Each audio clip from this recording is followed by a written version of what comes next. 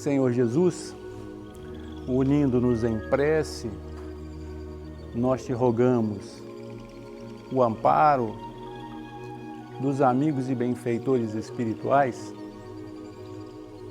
daqueles colaboradores, Senhor, que do plano espiritual nos orientam, nos direcionam, nos auxiliam, mestre amigo, através da inspiração, através da intuição, capacitando-nos para que o nosso entendimento nos conduza a novas possibilidades de realização.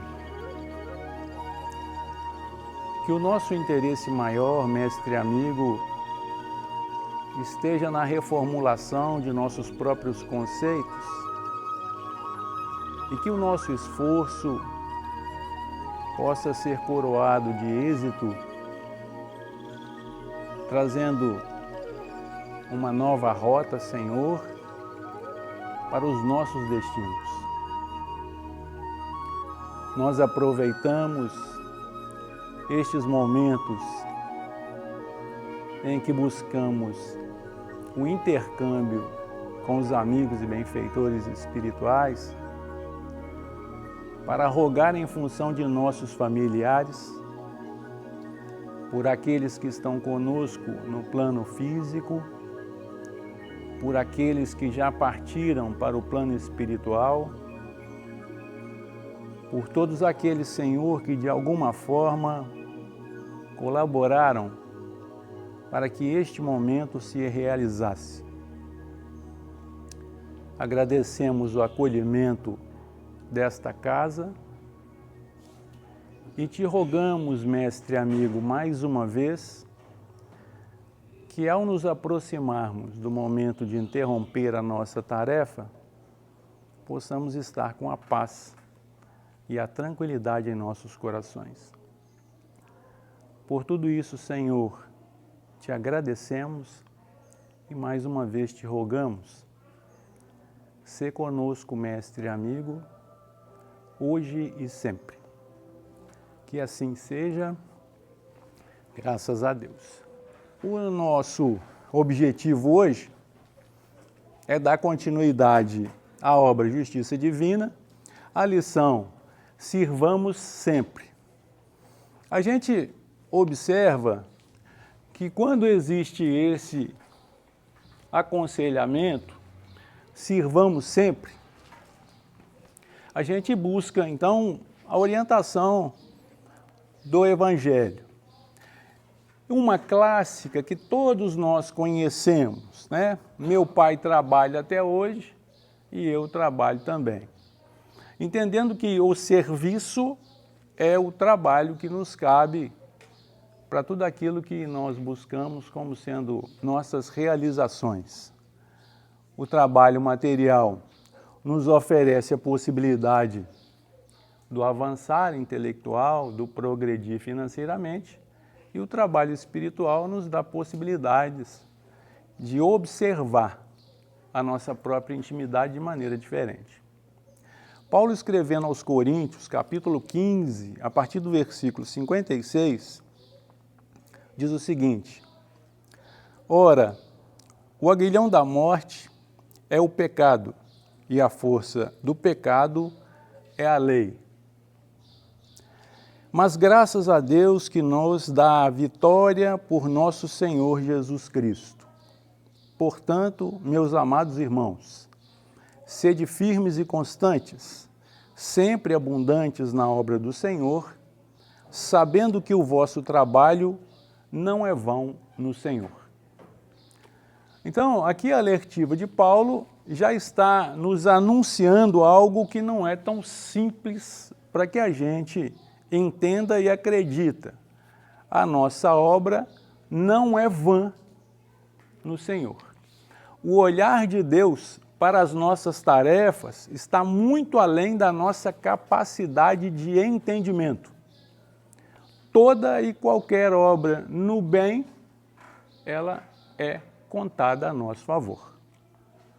Mas nem toda obra no mal é contada em desfavor da nossa própria personalidade. O que vai fazer com que isso aconteça é o seu nível de conhecimento com relação aos seus atos. Então, quem estabelece o mal não é o outro que está te observando, é a marca da sua consciência. O que o outro pensa da sua vida faz parte do que ele consegue observar de você e faz parte do que ele pode criar. A nossa vida íntima pertence à nossa própria condição, à nossa própria consciência. Então, por isso, outro aconselhamento de Jesus, né? Não julga. Porque quando você julga, você entra numa linha muito tênue de avaliação da conduta alheia, com a sua condição íntima, e não, muitas vezes, com a condição da outra pessoa. Então, o seu julgamento pode estar sendo muito severo com relação ao outro que não tem o seu entendimento. Diga lá.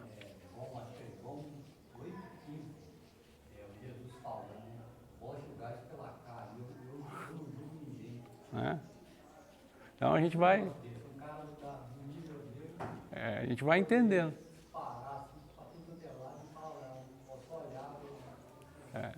Então a gente vai entendendo, né? É um processo muito lento para nós, mas é um processo, é uma caminhada. Reunião pública do dia 6/11, quase, hein? Quase. Hoje é dia 5/11. A única diferença é que aqui foi em 1961 e hoje nós estamos no ano de 2023. Pouquíssimo tempo. Primeira parte, capítulo 5, parágrafo 16, do céu e o inferno. Então, é baseando-nos no céu e inferno que a informação de Emmanuel chega para nós. Ele diz assim: não apenas nos dias de arrependimento e reparação, em todas as circunstâncias, o serviço é o antídoto do mal. Caíste na trama de enganos terríveis e arrepiaste caminho, sonhando reabilitar-se. Não desperdices a riqueza das horas, amontoando lamentações. Levanta-te e serve nos lugares onde esparziste a sombra dos próprios erros, e granjearás, na humildade, apoio infalível ao reajuste. Arrostas duros problemas na vida particular. Livra-te do fardo inútil da aflição sem proveito. Reanima-te e serve no quadro de provações em que te situas, e a diligência funcionará por tutora prestigiosa, abrindo-te a senda ao concurso fraterno. Padeces obscura posição no edifício social. Segue imune ao micróbio da inveja. Movimenta-te e serve no anonimato, e o devotamento surgir-te-á por luminosa escada à subida. Sofres o assalto de calúnias ferozes. Esquece a vingança que seria aviltamento em ti mesmo. Silencia e serve, esquecendo as ofensas, e conquistarás no perdão, com atividade no bem, escudo invencível contra os dardos da injúria.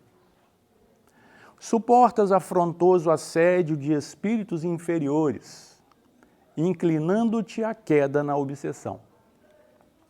Abstente da queixa improfícua. Resiste e serve, dedicando-te ao socorro dos que choram em dificuldades maiores, e surpreenderás, na beneficência, o acesso à simpatia e a renovação dos próprios adversários. Preguiça é ópio das trevas. Os que não trabalham transformam-se facilmente em focos de tédio e ociosidade, revolta e desespero, desequilíbrio e ressentimento, pessimismo e loucura. Sirvamos sempre. Quem busca realmente servir, nunca dispõe de motivos para se arrepender. Então, a mensagem fala conosco sempre, né, do serviço, do servir, do ser útil. Quando nós vamos buscar no Evangelho estas informações, né, como servir? Então, existem algumas informações que a gente muitas vezes não consegue perceber pela sensibilidade da informação, pela sutileza da informação. Jesus fala assim para a gente, olha, há aquele que bate, a porta vai se abrir. Aquele que busca, encontra. Então, a gente percebe que existe para nós a obrigação do trabalho. O que você quer na sua vida? Vá buscar porque você vai conseguir. O que você está procurando realmente? Porque é a procura sincera. Muitas vezes, as nossas caminhadas, né, as nossas idas e vindas, elas estão muito mais em função dos nossos interesses e não em função da nossa intimidade, das nossas necessidades. E o interesse e a necessidade, muitas vezes você confunde as coisas. Você vai muito mais pelo seu interesse do que pela sua necessidade. Muitas vezes por falta de entendimento. Normalmente, pode se estabelecer na nossa vida um momento de reflexão, baseando-nos na dor. E aí a gente começa a repensar. Porque é muito comum, e eu gosto de dizer que quando você está com a sua família em ordem, quando você está com a sua vida financeira equilibrada, quando tudo na sua vida está dando certo, é muito fácil ter fé em Deus. Isso é para qualquer um. E aí você fala de Deus sorrindo. Claro que quando você lembra dele, porque nem sempre você consegue lembrar. Mas quando as dores começam a te chamar, né, para uma reflexão, muitas vezes a gente acha, não, mas Deus esqueceu de mim, estava tudo tão bem até ontem. Então, por que isso foi acontecer na minha vida? Então, muitas vezes, essa nossa, né, questionamento, por quê? Será que a gente não poderia perguntar para quê? Qual é a finalidade disso na minha vida? Será que eu ainda acredito que o sofrimento é um simples capricho de Deus pelos nossos equívocos? E aí eu estou lembrando aqui do estudo do Éder, quando ele trouxe para nós que o que é pecado? Pecado é errar o alvo. E aí você pensa, nossa, né?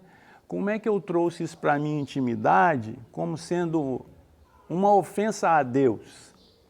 E acreditando que eu estivesse no nível de ofender a Deus. A gente tentar entender como sendo você criando seu filho de 3 meses, chora com fome ou chora com cólica, e você fica ofendido porque ele está te dando um sinal de que tem alguma coisa que está incomodando ele. Então eu fico pensando a gente fazer, sabe, essa simples comparação, porque quando nós nos relacionamos com Deus, parece que está muito longe. Porque nós ainda não acreditamos que nós estamos a serviço de Deus. Não existe desamparo. Então, Augusto, mas e as virtudes? As virtudes é o trabalho do tempo. Porque quando a gente vai estudar a evolução, a gente percebe que nós fomos criados simples e ignorantes. Nós estamos aqui em função dos nossos trabalhos. Então, erros é o que nós mais temos. Porque até chegarmos aqui é erro em cima de erro.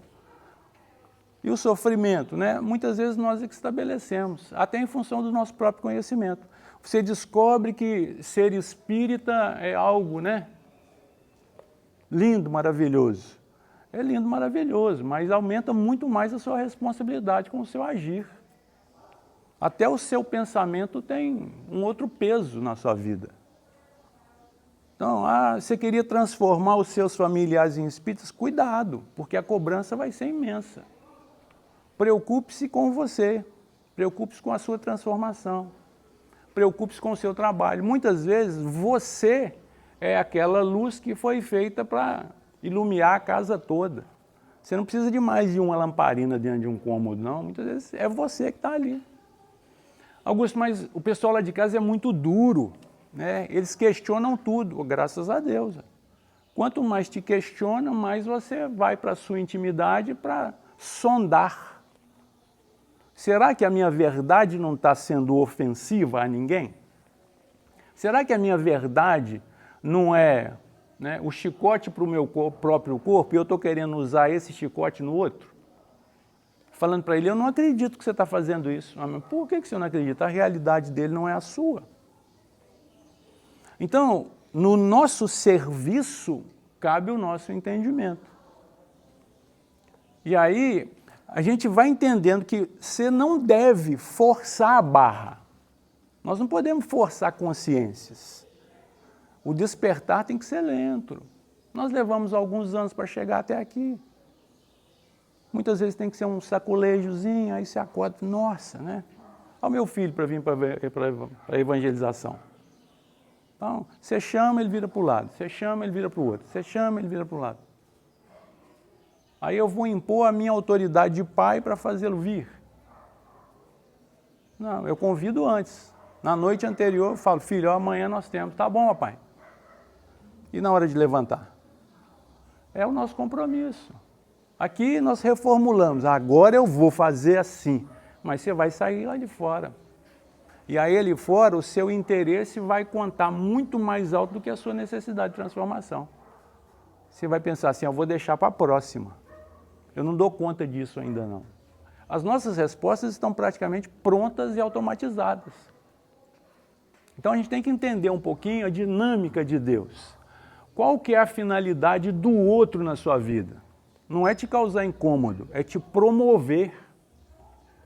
Então, o seu marido, seu amigo, seu filho, é tudo seu, mas é outorga, é passageiro.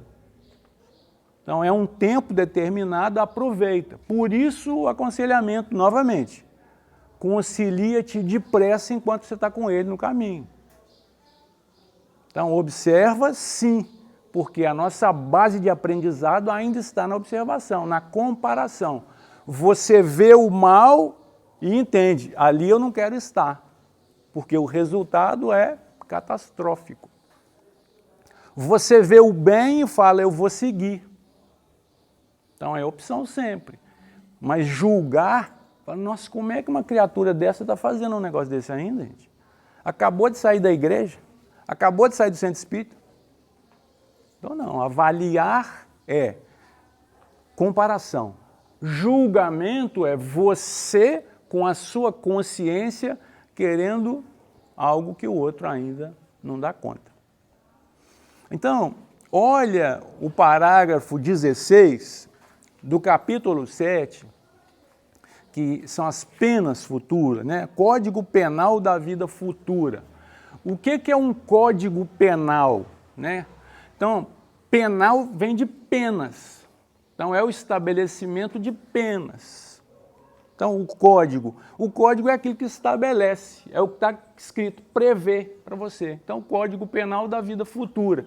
Como é que você vai pagar os equívocos que você está cometendo hoje na vida futura? Poxa, você tem que programar a pena para a vida futura? Tendo a consciência que você tem hoje, será que você não pode se reprogramar no agora? Falar, não, eu não quero isso mais para a minha vida. Eu vou me reprogramar. Por quê? Se na lei dos homens existem benefícios para os apenados, imaginemos nós nas leis divinas. E aí Emmanuel fala para a gente assim, olha, a disciplina antecede a espontaneidade. Então, muitas vezes, você se disciplina. E aí eu costumo falar com a minha esposa o seguinte, olha, disciplina para o indisciplinado é castigo.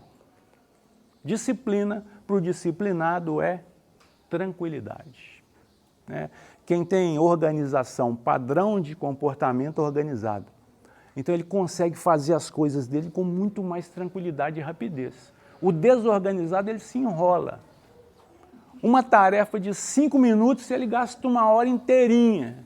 E você olha aquele trem e fala, não é possível, né? Eu já teria feito isso 5 vezes, mas você é o disciplinado, ele está aprendendo. Então, muitas vezes a base da nossa educação é no... né? Fica à vontade. Aí você quer impor no outro. Não é possível, você não fez isso até agora. É possível, né? Porque o tempo dele é outro. Vai lá. Eu entendo que o disciplinado não tem foco. Oh. Vocês ouviram aí atrás?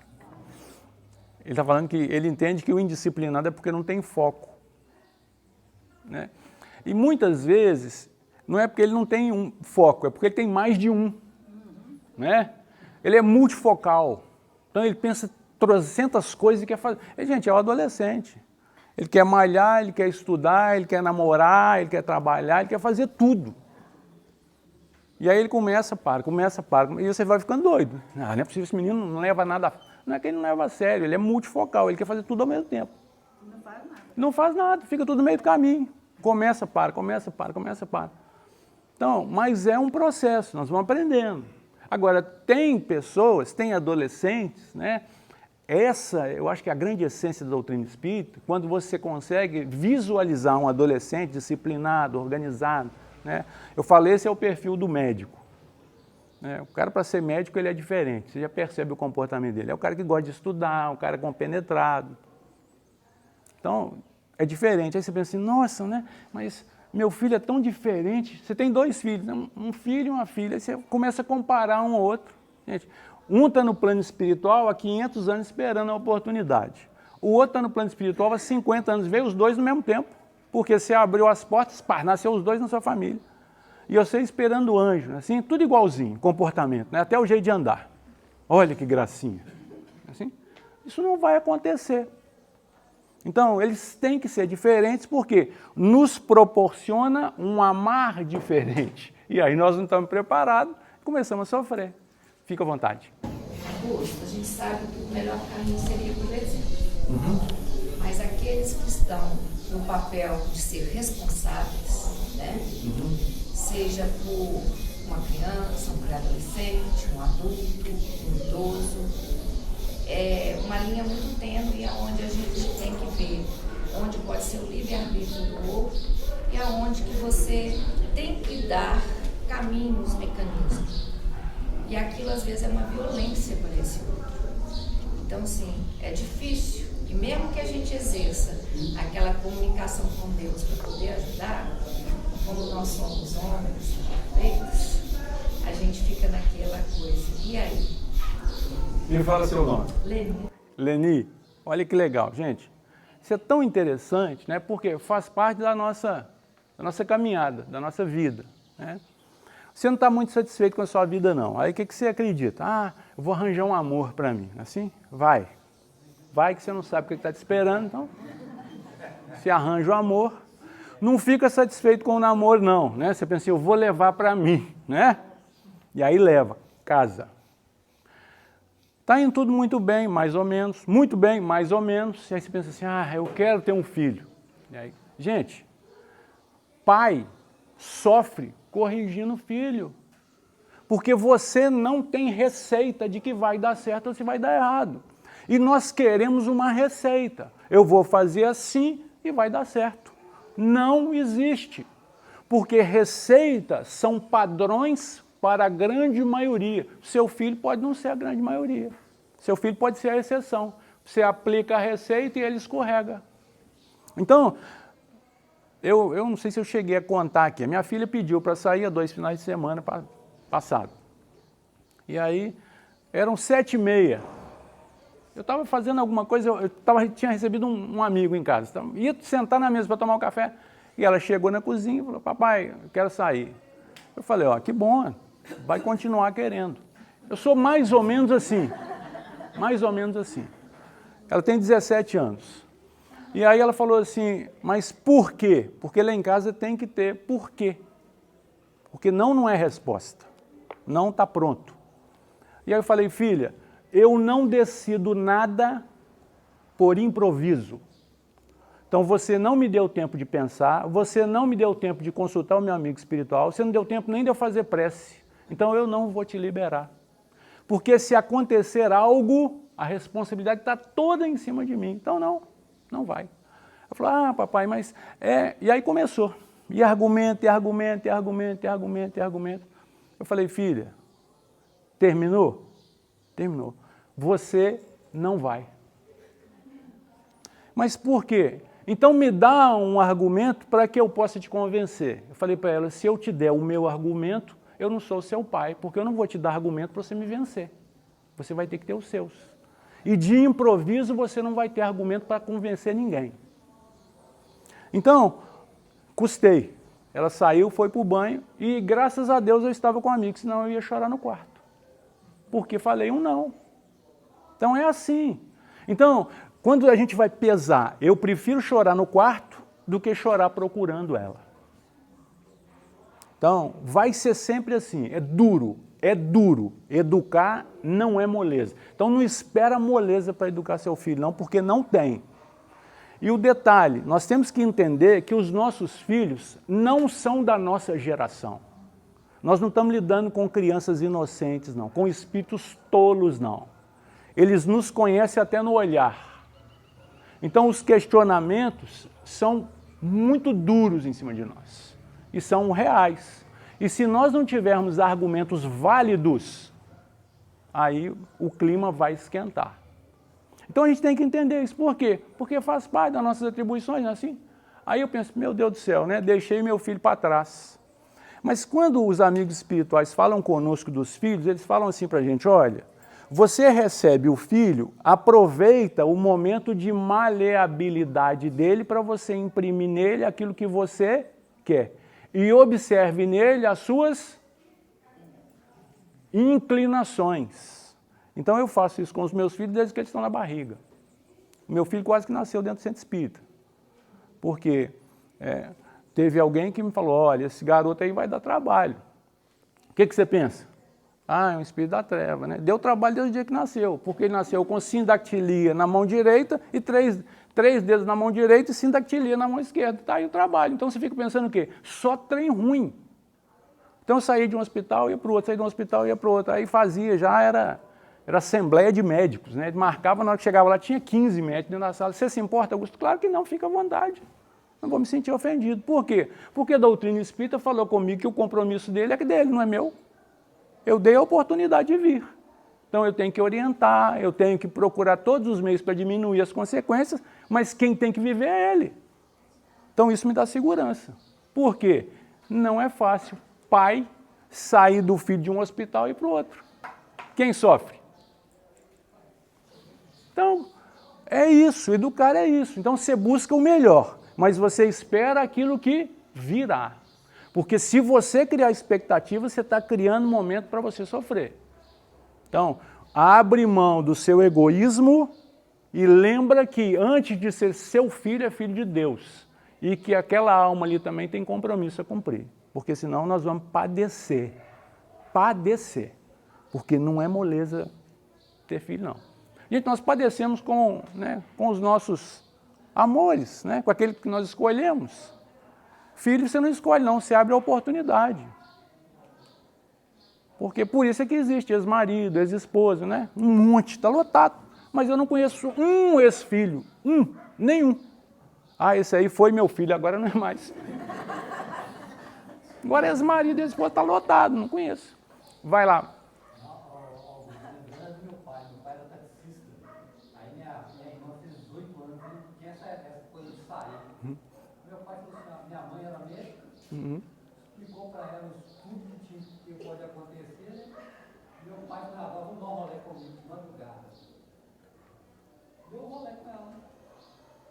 Pegou a chave, fez a cópia da chave, ela sai lá no que você quiser. Toma aí. Tá aí. Já chegou 4 horas. Minha moça tem quase o que aconteceu. Não, tá vendo o negócio, não se dá. Aí eu sou mais novo, o que aconteceu? Podia virar a noite e virou. Depois do tour que ela fez, ela muda. meu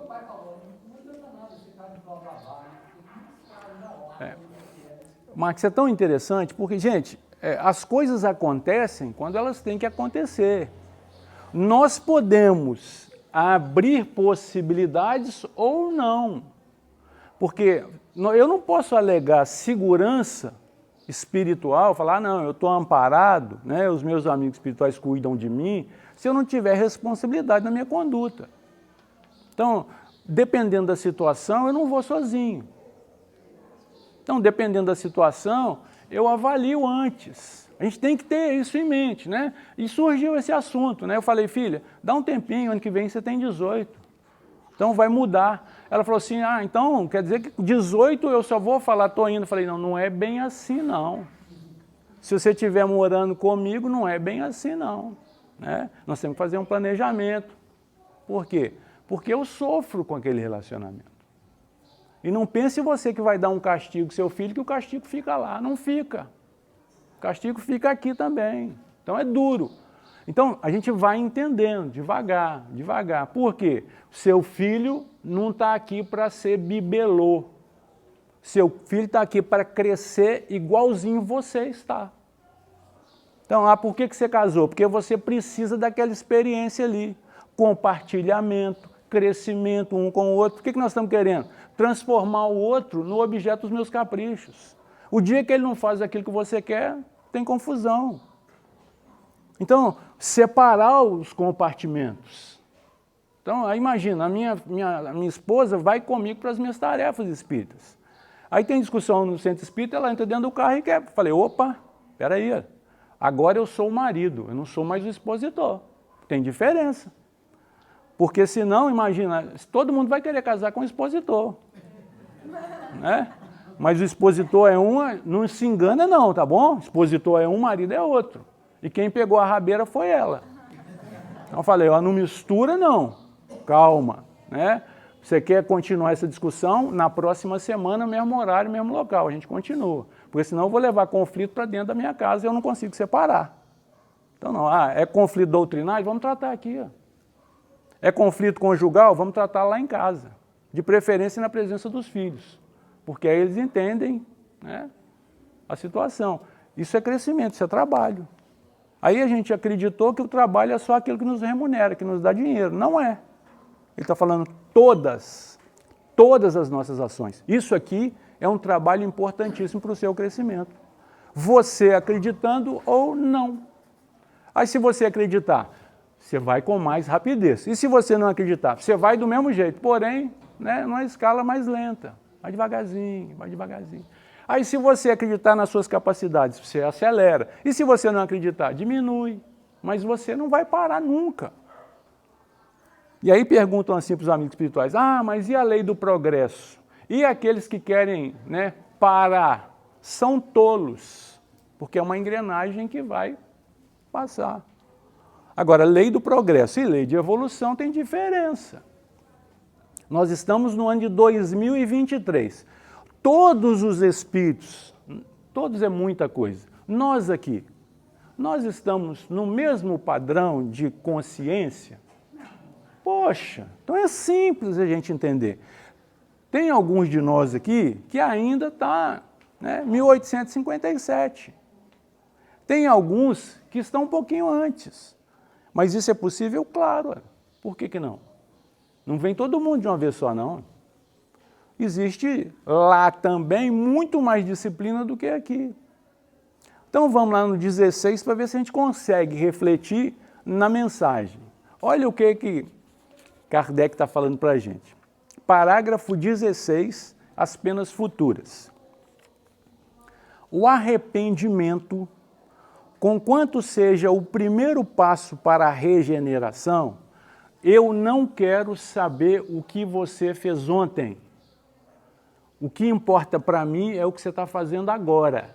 Você pode estar no primeiro passo, porque ele está falando que o arrependimento, conquanto seja o primeiro passo. Então, primeiro passo, arrependeu-se. Tem um montão de espírita que acha que não é bom quando erra e a consciência marca de imediato. Nossa Senhora, que besteira que eu fiz. Poxa, você já está tendo a marca. Tem gente que demora 50 anos para perceber que errou. Você está errando e marcando, está instantâneo. Né? O pai está então a sua consciência está desperta. Agora, isso não quer dizer que você vai acertar sempre. Poxa, aí já é presunção demais da nossa conta. Ah, eu sou expositor, e daí? Isso faz de mim o quê, além de vocês? Nada. Aumenta o meu compromisso. Fica à vontade. Mas tem uma diferença, né? Que a aula para você é dupla. Olha, viu? Tem que ter um mais cruel, não é assim? Aumenta a crueldade. E é exatamente isso. É exatamente isso. Por quê? Olha que legal, né? Ali no Consolador, eles fazem uma pergunta para Emmanuel. Eles falam assim, qual que é a diferença entre o doutrinador e o evangelizador? Não era para existir. Então existe? Existe. Doutrinador é aquele que com o seu conhecimento ele tenta convencer. E o evangelizador? Com a vivência. Quem evangeliza tem que viver aquilo que está falando, porque senão não convence ninguém. Então quem fala, a cobrança é muito maior. Se você acha que a sua esposa cobra de você, eu não vou nem te falar da minha, tá bom? Por quê?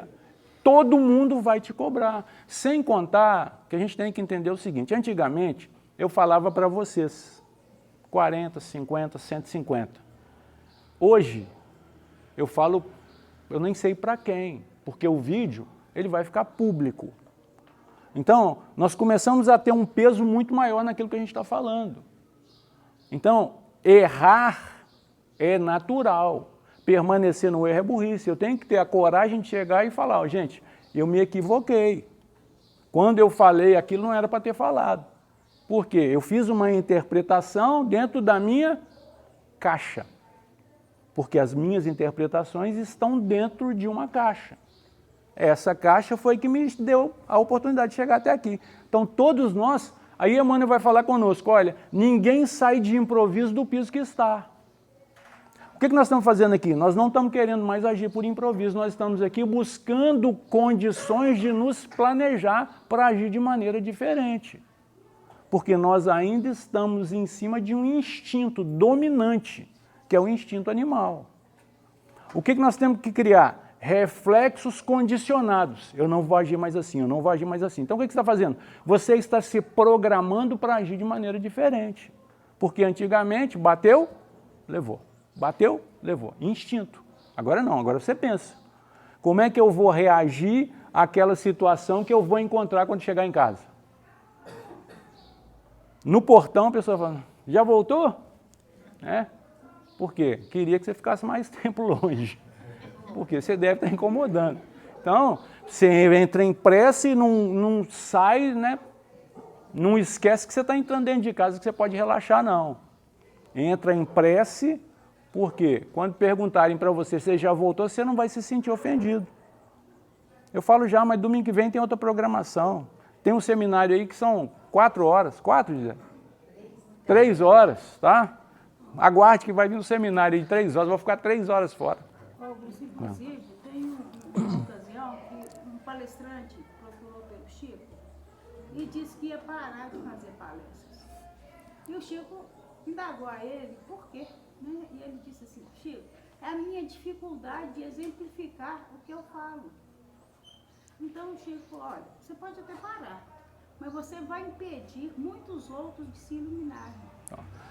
Gente, o problema é quando a Cleide fala aqui, parece que é obsessão, que ela fala, vocês não ouvem, não é assim? Vocês estão ouvindo o que ela fala? Quando só eu ouço, é obsessão. Ela falou o seguinte, ela falou que certa feita, eu já falei com vocês algumas vezes que quando a gente está vindo, a gente começa a se questionar. Né? Então, inúmeras vezes eu já me questionei, será que eu consigo mudar a vida de alguém falando? Eu já cheguei à conclusão que não, porque senão eu já teria mudado a minha. Mas eu posso provar para vocês que vivenciando aquilo que eu aprendi, eu mudei a minha vida e vocês podem mudar as suas.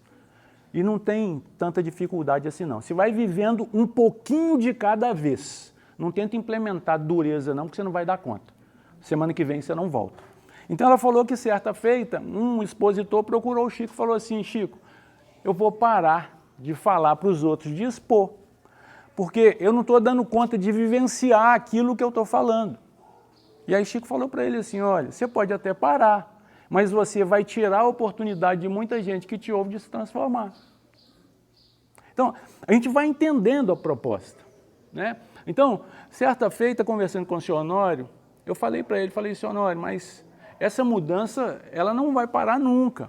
E ele falou comigo assim, isso é natural. O que você está jogando fora hoje é material de base para a renovação de muitos que estão vindo atrás. Eu pensei, meu Deus do céu, né? É a profundidade, né? O cara estava na minha frente há alguns anos-luz. Então, o que você está deixando de fazer hoje, se alguém que te visualiza passa a fazer, ele muda a vida dele para melhor. Porque o montão de besteira que você fez te trouxe até aqui. Então, muitas vezes, você está se condenando, porque lá no plano espiritual tem festa. Porque está no Evangelho, que quando um pecador se arrepende, tem festa no céu. Então, imaginemos nós, os nossos familiares que já partiram para o plano espiritual. Quando o amigo espiritual dele, porque o seu parente, o seu filho, o seu pai, sua tia, o seu irmão, que passou para o plano espiritual, também tem amigo espiritual. E aí ele está lá há 5, 15, 20 anos em tratamento. E você aqui hoje. E o amigo espiritual dele fala assim para ele, hoje eu vou te levar num lugar especial. E traz ele aqui para ver você, para ver aonde você está. E aí fala com o seu ente querido que está no plano espiritual. Olha como é que a justiça divina trabalha em função de um desencarne à reformulação de uma vida. Porque por muito tempo nós acreditamos que passar para o plano espiritual é o fim de tudo. E é simplesmente a continuidade. Então a gente vai entendendo. Por quê? Porque são as penas do plano espiritual. Então a gente vai entendendo. Código futuro. Então, Código Penal da vida futura. Então ele fala, o arrependimento é o primeiro passo. Conquanto o arrependimento seja o primeiro passo para a regeneração, não basta por si só. São precisas a expiação e a reparação. Então, outro grande problema nosso é com relação à expiação. Por quê? Colocaram em nós a obrigação de expiar sofrendo. Então, nós temos que, de alguma forma, tirar isso da nossa vida. Quem sofre são os rebeldes. Quem sofre são aqueles que não dão conta de se manterem firmes na proposta. Porque aí ele sofre, até na consciência. Você abandona e aí vai sofrer. Então, qual que é a expiação? Segundo o próprio Livro dos Espíritos, é as vicissitudes que nós estamos expostos. Isso representa para nós as expiações. Mas como assim? Poxa, se nós viemos em uma evolução constante, nós temos todos os atributos que o espírito precisa para ser feliz. Mas de onde nós tiramos isso? Da natureza, dos animais, do mineral, tudo. Ah, mas isso só basta? Não, isso só não basta. Por quê? Porque nós temos o DNA divino. Então, com o DNA divino, nós nos apropriamos de tudo que o mundo nos oferece e conseguimos colocar isso em prática, a serviço da nossa própria condição.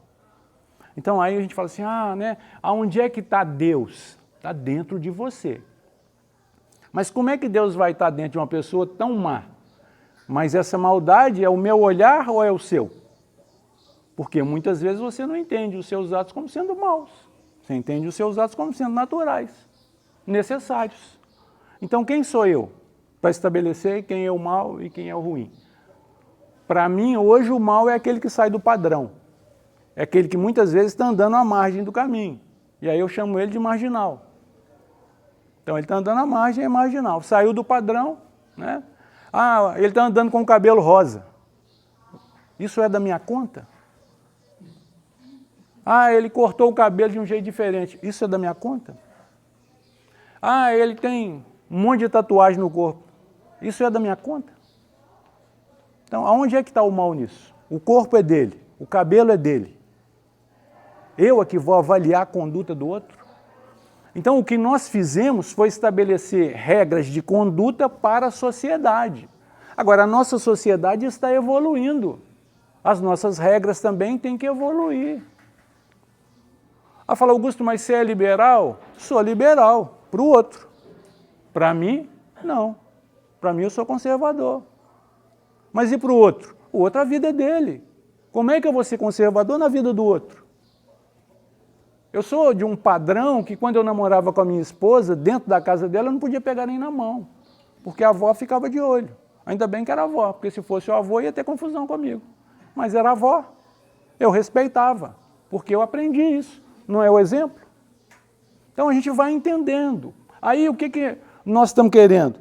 Implementar uma lei de igualdade para todos. Não, isso é um absurdo, isso não pode. Mas peraí, gente, nós estamos pregando para os outros livre-arbítrio. Quando é que nós vamos entender que o outro também é responsável pelo que ele faz? Então, nós vamos estabelecendo para nós os conflitos para falar que a vida está ruim. Então, o Atlético ontem jogou contra o América. Era para ter ganhado de 5-0. Era. Sim, isso aconteceu? Não. Eu sou cruzeirense. Eu vi o jogo? Gente, isso vai mudar minha vida em quê? E aí minha esposa fica danada comigo, porque eu falo para ela, eu já passei essa fase, já passei. Aí hoje eu vou julgar quem está passando por ela. Peraí, se eu respeito o meu passado, por que eu não vou respeitar o seu presente? Eu tenho uma bandeira lá em casa do Cruzeiro de todo tamanho. E aí, enquanto eu torcia para o Cruzeiro, a minha esposa não falava nada. Quando eu parei, agora é ela que grita dentro de casa, né? Porque é a esposa, é a sogra e é a filha, tudo atleticana. Então, e aí? Imagina, eu vou sofrer por uma questão dessa, gente. Isso é opção. E eles não ficam satisfeitos só pelo Atlético ganhar, não, né? Tem que torcer para o Cruzeiro perder. Aí sofre 2 vezes. Sofre. Então, você que estabelece a vida que você quer. É a ótica do outro que você quer? Não, é a sua ótica. Então todo mundo fala, nossa, né? O sol está quente para danar. Eu tenho que falar, graças a Deus, né? Porque eu tenho uma laje lá descoberta, se o sol não esquentar, não seca aquela água da chuva. Né? E aí quando chove, você fala, nossa, graças a Deus. Eu falo, meu Deus, vai chover de novo. É a ótica, porque a chuva e o sol são maravilhosos. Então, o arrependimento. Basta? Não basta. É necessário expiação e reparação. Outro grande problema para nós, né? Reparação. Gente, imaginemos nós, eu pequei. Aos 17 anos, a minha primeira filha. E aí imagina, quando a minha namorada falou comigo assim, Augusto, atrasou. Assim? Eu comecei a rezar, a pedir a Deus para que não acontecesse aquilo que eu fui o causador. Gente, peraí, poxa. Assim? Mas eu não tinha consciência que eu tinha hoje, que eu tenho hoje, graças a Deus. Então eu não posso me culpar com a consciência que tenho hoje pelo que eu fiz aos 17. Mas no exemplo também, né? Não posso, não tem isenção. Então, depois de alguns anos, né, assim, porque a responsabilidade demorou um pouquinho a chegar. Eu pensei, ela vai chegar. Mas eu estava esperando ela, né, naquela moto da Shopee, buzina na sua porta, você vai lá, pega e faz uso. Só que nem existia aplicativo naquela época. Mas eu já estava à frente do progresso, né, assim, eu estava esperando. Ela não veio. E aos 19, a segunda filha. É claro que com namorada é diferente, porque você não pode cometer o mesmo erro, né? Então, o erro vai continuar, mas você diversifica.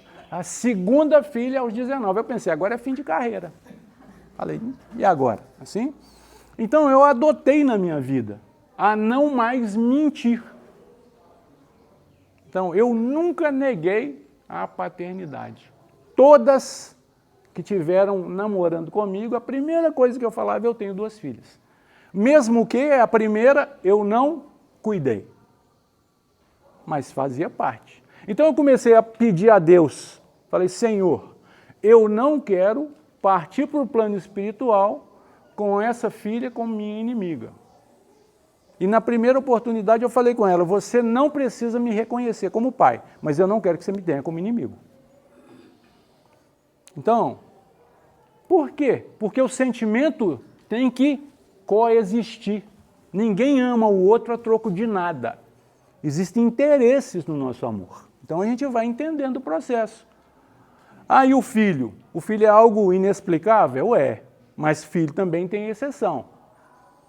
Não pense você que o simples fato de gerar cria amor de maneira instantânea.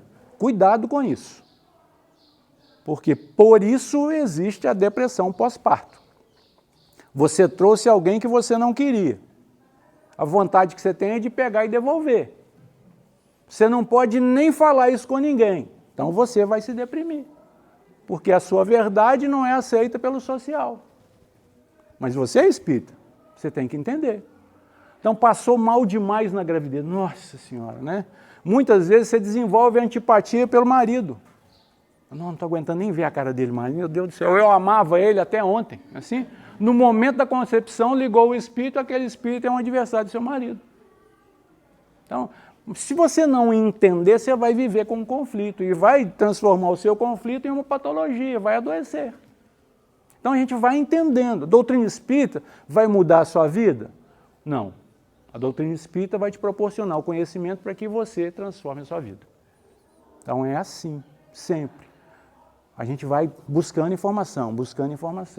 E aí você vai recebendo. Fala, opa, acendeu uma luz. Então, reparação, expiação, não tem absolutamente compromisso com o agente.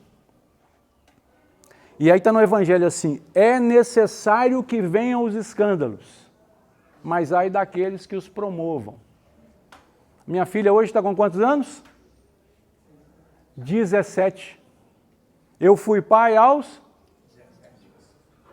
Hoje eu consigo imaginar a dor daquele pai que teve a sua filha com 19, engravidada por um à toa. E hoje ele não está mais presente, ele está no plano espiritual. Mas naquela época, eu adolescente, sem absolutamente nada na cabeça, eu ainda o desafiava.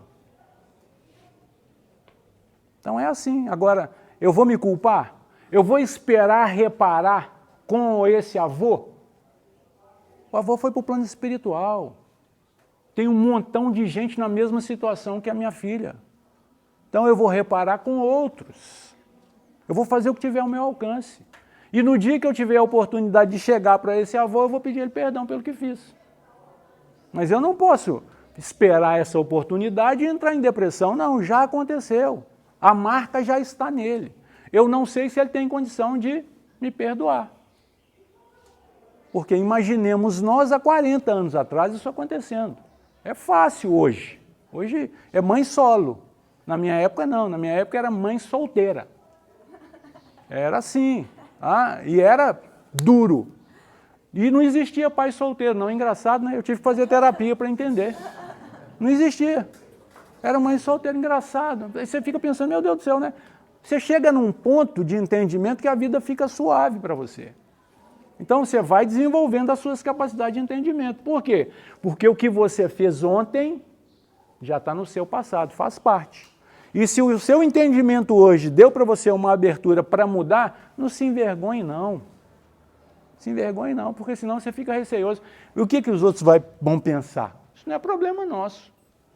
Não é problema nosso. Eu tenho que implementar na minha vida essa capacidade de transformação, de mudança. Porque senão eu vou ficar esperando. Então não, reparação é quem tiver ao seu alcance. Porque nós temos uma missão. Né? Primeira missão que você recebe, ser filho. Se bobear, você vai ter outra missão, ser irmão. Né? Aí você vai ser primo, amigo, funcionário. Isso tudo é missão. Tudo é missão que você tem que cumprir. Como é que você vai cumprir uma missão de ser funcionário? Você não gosta de trabalhar. Imagina. Imagina a expiação que você vai promover no seu chefe. Né? Não aguento mais essa criatura. Todo dia chega atrasado, faz corpo mole.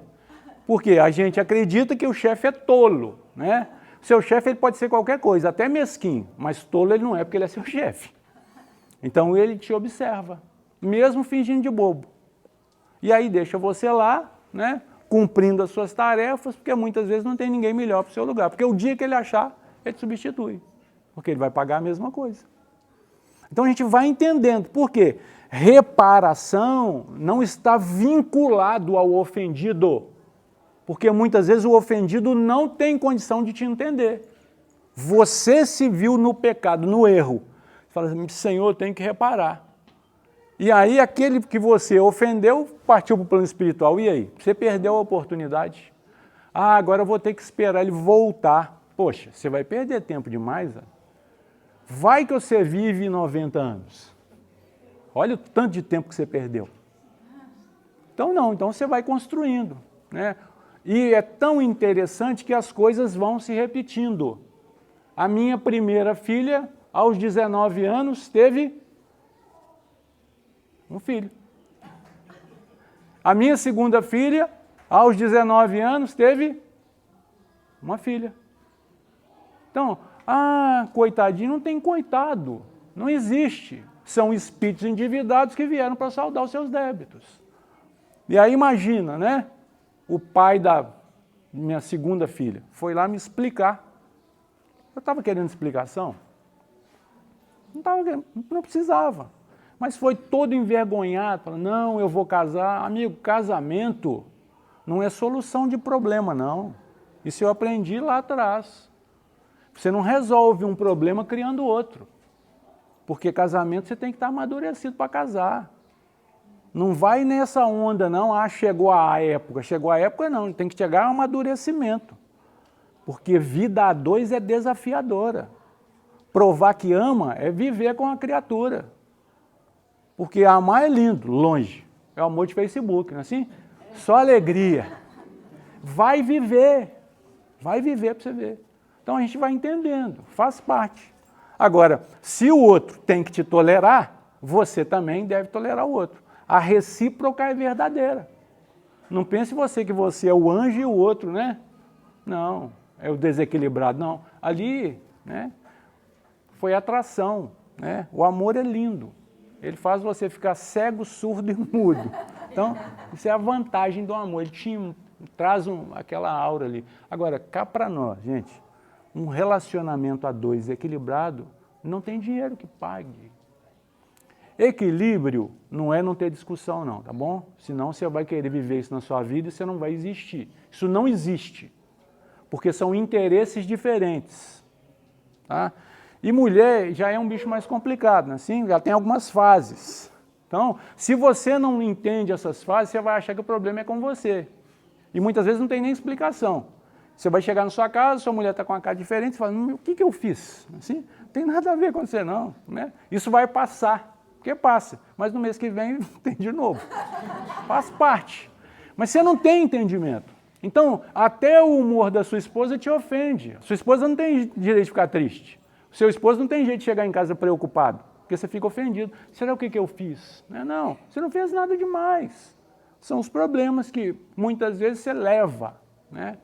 De maneira muitas vezes inconsciente, você leva para casa. E aí chega lá meio mal-humorado. Fala, ele está diferente, não me ama mais. Né? E para entender o amor do outro, gente, muitas vezes, né, ele está ligado nas nossas carências. Aí o amor do outro tem que fazer as minhas vontades. Imagina você casar com a filha única. Imagina um negócio desse. Né? Graças a Deus eu ganhei a sogra, então eu levei a sogra também, porque senão eu não ia dar conta. Né? E aí, então, graças a Deus, e quem me acompanha é ela que dá o testemunho. Né? Então, por quê? Porque muitas vezes o seu amor não tem nada a ver com o desejo do outro. Amar é respeitar os limites. O que passou disso é carinho. Mas amar é respeitar. Quando Jesus fala para a gente assim, olha, ama o seu inimigo, ele não está falando para você levar para casa. Levar para casa aquele que você tem carinho já é complicado, imagina quem você não tem. Então é você respeitar os limites. O seu vizinho é um porre, mas você tem que amá-lo. Por quê? Você tem que amar o inimigo, se ele é vizinho, ele está pertinho de cair dentro da sua casa. Então você ama ele nas diferenças, nos limites dele. Augusto, mas o cara nem me cumprimenta. Sua vida mudou? Sua vida vai mudar o dia que ele passar a te cumprimentar? Não. O importante é você cumprimentá-lo, se você der conta. Porque muitas vezes você cumprimenta e ele acha que você é um cara atrevido. Eu nem olho para a cara desse cara, ele está me cumprimentando por quê? Porque ofende. Ele continua. Arrependimento, expiação e reparação constituem, portanto, as 3 condições necessárias para apagar os traços de uma falta e suas consequências. Muito cuidado com o termo apagar. Apaga de onde? Muitas vezes apaga do cenário, mas não apaga da consciência. Porque a nossa consciência tem essa capacidade, né? Essa plasticidade. Cor, cheiro, emoção. Quanto maior o nível de emoção tiver na ação, mais profundo ele marca. Sabendo disso, os professores de cursinho começaram a inventar música para os meninos decorar as fórmulas. Então começa a cantar, assim, e se envolve, na hora que vai fazer a prova, ele lembra de quê? Da fórmula? Ele lembra da música. A música está a fórmula, ele escreve. Então a gente vai entendendo. É a dor. Né? Doeu, marcou no fundo. Quando não dói. Por isso é que muitas vezes você acha que a sua vida não é feliz. Porque vem uma dor, te marca. Mas a felicidade, ele é tão natural que você não se vê feliz. Você acordou hoje, acha que isso é obrigação. Você levantou, está me ouvindo, está me vendo. Você acha que isso é favor de Deus. Isso não é favor de Deus. Isso foi uma construção sua no tempo. Ah, mas isso já está seguro? Não, porque nós podemos perder. Esse é o grande risco da reencarnação. Então, por isso é que nós temos que ir quebrando essas dificuldades. Eu não dou conta nem de ouvir a voz dele. Então, procure ouvir mais. Assim? Porque você vai se condicionando, vai criar um reflexo condicionado. Aquilo não vai te fazer tão mal. Então, você vai, entra em prece quando você ouvir a voz. Né? O vizinho começou a brigar. Não torce para o negócio piorar, não. Né? Agora vai quebrar o pau. Você está torcendo para o trem piorar. Entra em prece e fala, Senhor, que as consequências sejam amenizadas. E aí você vem e fala para mim assim, Augusto, mas minha prece não vale nada. O pau quebra lá toda semana. Vale sim. O pau quebra, mas não passa daquilo. Podia ser pior. Podia ser muito pior. Então não, a gente quer fazer a prece, né, e amansar a onda do mar. Né? Calma, você vai chegar lá, falta um pouquinho ainda. Né? Pedro curava pela sombra, né? Ele passava, punha na sombra. Né? Calma, então nós vamos chegar lá. E ele continua. O arrependimento suaviza os traços da expiação. Ninguém contou isso para nós. Agora eu pergunto, para arrepender, tem que acontecer algo primeiro? Ou não? Sim. O quê? Ó, despertar da consciência. Ô, gente. Por isso o arrependimento não basta. Por quê? Você nem estabeleceu para você que errou. Eu é que tenho que falar com você? Não é assim que a gente fala? Não, eu vou falar umas verdades para ele. Mas a verdade é sua ou é dele? Porque ele está na verdade dele. A sua não vai mudar. Então ele tem que primeiro entender, errei. Depois ele tem que querer mudar. Aí ele se arrepende. E aí depois ele suaviza a própria expiação. Então é assim. E aí, palavra bonita, né? Suaviza. Suaviza, né? Assim é. Então a gente, um montão de informação que a gente não sabia, sofre, acha que é lindo sofrer. Quanto mais sofre, né, mais fica livre. Não tem nada a ver, tem nada a ver. Eu tenho que sofrer. Você sofre porque você quer, porque eu não quero. E quanto mais gente querendo sofrer, melhor para mim. Menos sofrimento sofre para a minha vida. Leva o meu também. Você quer sofrer, fica à vontade. Mas eu não quero. E ele fala assim, o arrependimento suaviza os traços da expiação, abrindo pela esperança o caminho da reabilitação. Só tem esperança quem tem fé. Bom, se você não tem fé, a sua esperança não significa nada. Por quê? Esperar, você tem que esperar algo mais. Se você não acredita em algo mais, você vai esperar o quê? O mundo mudar para você ficar bom. Tem um montão de gente esperando. Não, nós somos os transformadores do mundo. Você está incluído em nós, tá bom? Você é um agente transformador. Mas quem te falou isso? Deus, quando te criou. E ele continua. Só a reparação, contudo, pode anular o efeito destruindo-lhe a causa. Do contrário, o perdão seria uma graça, não uma anulação.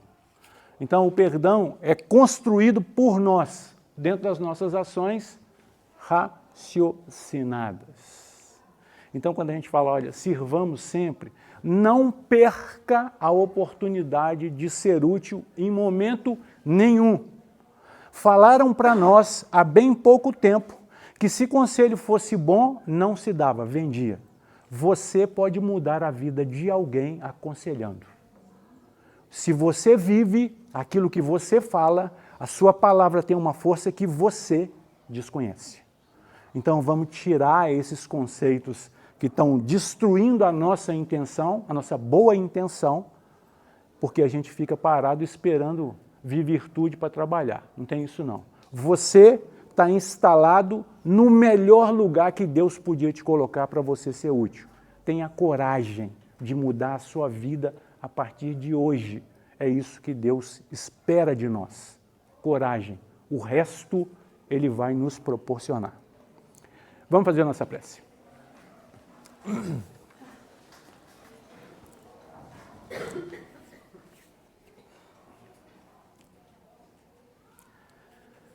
Senhor Jesus, agradecidos pela oportunidade do reencontro, nós te rogamos, mais uma vez, Senhor, o amparo.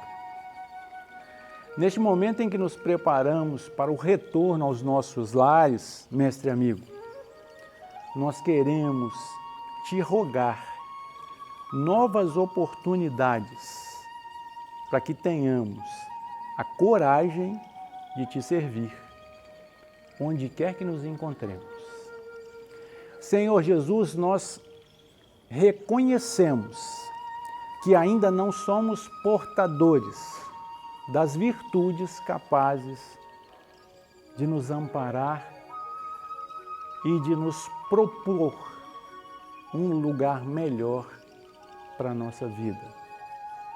Mas nós te agradecemos, Senhor, pela vida que temos e te rogamos que tenhamos condições de sermos úteis na construção de um mundo melhor, hoje e sempre. Que assim seja, graças a Deus.